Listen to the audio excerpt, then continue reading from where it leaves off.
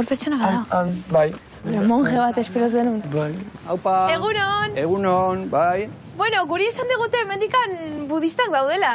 Bai. Ondo gabiltz edo? Batzuk bai behintzat, gu bai, bai. Zue bai? Bai. Ni Lorea? Ta ni Joseba naiz. Eta ni Javier. Ba, poste naiz, Javier. Javier ikusi, eta nik nun aurre iritzitako batzan, persona bat nahiko potxolito, buruzoia, txikia, eta erabat kontrakoa. Orduan izan da pixka bat, bura ustea, pum.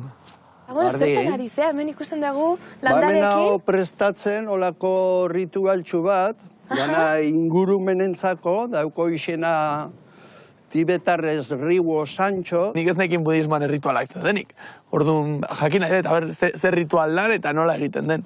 Ez nekin Euskal Herrian budistak zedenik. Badagoz budista gehiago, nik asko ezautzen dut, klaro. Hor mundu hortan bazaoz, da mobitzen bazara, bezautzen dozu.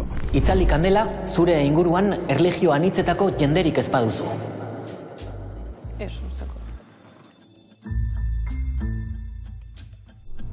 Ez nuen espero Euskal Herrian budistak olako templorik egotea. Budistaren bat, igual, bai. Baina Amoroto bezalako leku batean, ez ziten burutik pasako. Javier, eta Euskal Herrian badaude temploak praktikatzeko lekuak?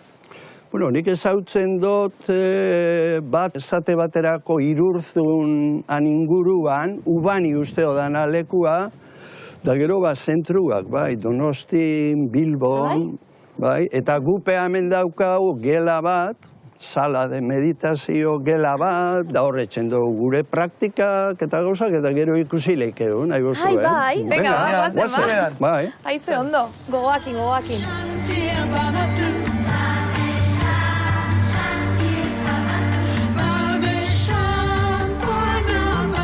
Hemen dago Sonan, nire emaztia. Kaixo, Sonan. Hola, Kaixo. Wow, ¿y eso lo has pintado tú? Sí, es como meditar, ¿no? Es muy importante para nosotros. ¿De dónde eres? Bueno, yo soy tibetana y vengo de Nepal. Ah, mira. ¿Y cómo has acabado en un sitio como este, como Amoroto? Ya, vengo con mi marido. Hemos conocido ahí, sí. Egia esan ez dakit zerkarritu naun gehiago. Edo lekeitiarra bat budista izatea, edo tibeteko emakume bat hemen Amorotoan egotea.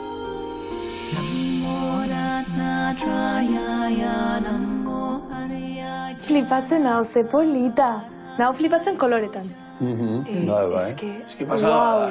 Eski ematen du, azkenean da, etxean bertan akazuet templo bat. Hori da. Eta templo txiki bat, eski templo bat. Meditazioa gelan sartu, espero nuna baina asko zobea. Eski da literal, templo batean ego banitza bezala. Tibetera jun izan banitz bezala. Zuek zertan sinisten duzu edo budismoa zuentzat zer da? Budari meditatzen diozue? Meditazioa ez da inori egitu duzun praktika bat. Meditazioa da aurkitzeko Budak emoban irakaskuntzak meditazioa da horren praktikan barruan daun praktika bat. Konturatzeko guk zelan erabiltzen dugun gure pentsamentua. Interesgarria iruditu zait praktika bat dela eta ez dela sinismen bat. Eta da, praktika bat egunerokotasunean eramateko. Zan digute meditatzen erakutsiko digutela, zera batean beldurra dut, ea lo hartuko duten, ala ez. Zeba ni lasaitzo bali manaiz askotan lo hartzen dut. Komodo, lasai, zuzen apurtxu bat, begizak zarratuta edo albadozu behitzi argi apurtxu bat pasadezela, baina objektuak ezagutu barik, hori da guk erabiltzen duen sistemia, xine, baina bestelan begizak zarratuta. Eta praktika da, batez be, presente egon, presente, eta gero datorrena itxi, etorten eta juten. Ez hartun, ez zelako pentsamentu historia bakarrik egon.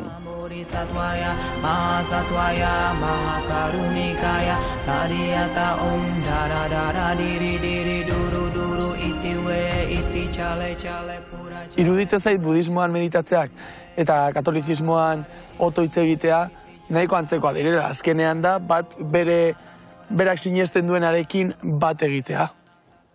Bueno, orduan ingo gon, esaten zakon hau kanto yogiko, hemen dauku honek instrumentuak, eta dabe bai, laguntza bat, meditazio praktikarako, bueno, dana integraten da, ezta? Baina honengo gu, bakarrik da entzun, eta praktikan, meditazioan bezala, bakarrik sonidua entzun, eta neon, presentzi hortan neon.